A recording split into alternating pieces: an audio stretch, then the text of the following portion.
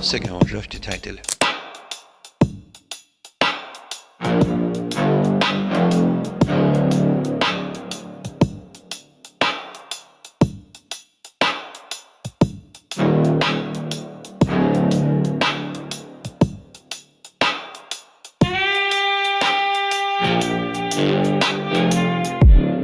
Neon drips on rusted chrome. The law's gone home, I'm all alone. Logged in 388. Beginning for your playback. Recovered fragment. First cut. The whisper becomes a wound. The chase. The rain slicks across the blocky rooftops of Nelton Ectitor. Above, the lavender sky pulses faintly, and on every building face, the red glyphs of the hand glow like a brand. A masked vigilante moves fast, his wide-brimmed hat pulled low, his high-collared trench coat snapping in the wind. His glowing red eyes cut through the violet fog that clings to the streets. From his gauntlets, twin neon whips crackle with electricity, slicing crimson arcs into the night. Drones. The hand's drones swarm after him, their red floodlights cutting across glitching billboards.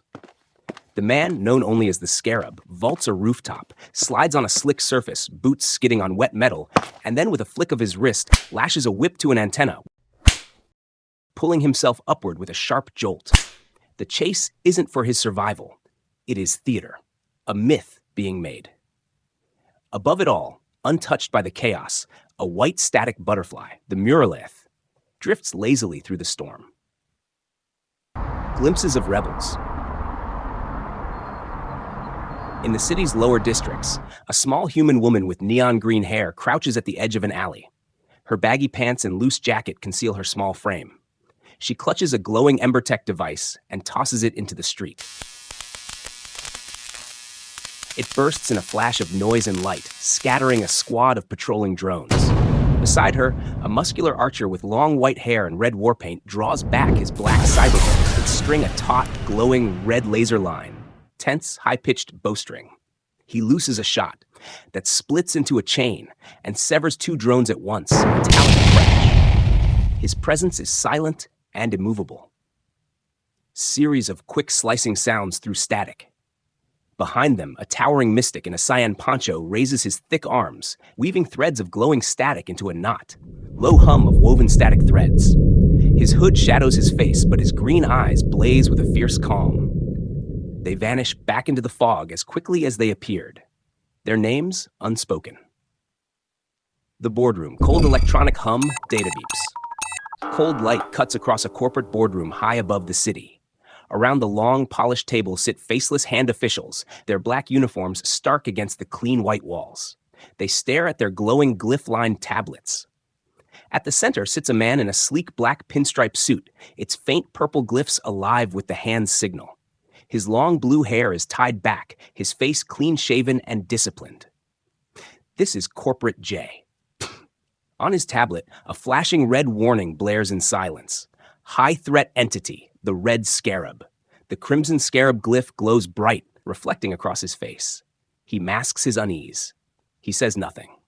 Harmony House Academy, soft electronic tones, faint childlike chime loop. Morning light filters through the violet fog into a classroom. The blocky walls glow with faint glyphs. Above the doorway, an inscription pulses. Harmony House Academy, bright futures through order. At the front, a dark-skinned woman with long, straight black hair streaked with magenta and white teaches quietly. One of her eyes is a warm brown. The other is a glowing magenta cybernetic implant.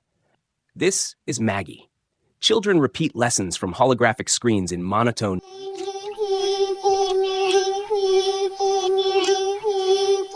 One child freezes. The projection in front of him stutters, digital stutter glitch. His eyes glaze over with static. Maggie's smile falters. She calmly walks to her console and reports the anomaly. Back in his office, Jay reads the file. His orders are curt and unsettling. Investigation assigned. Report as non-critical. Case closed. He knows this is a lie. He descends into the academy halls, echoing corporate footstep ambience, where violet fog curls through the windows.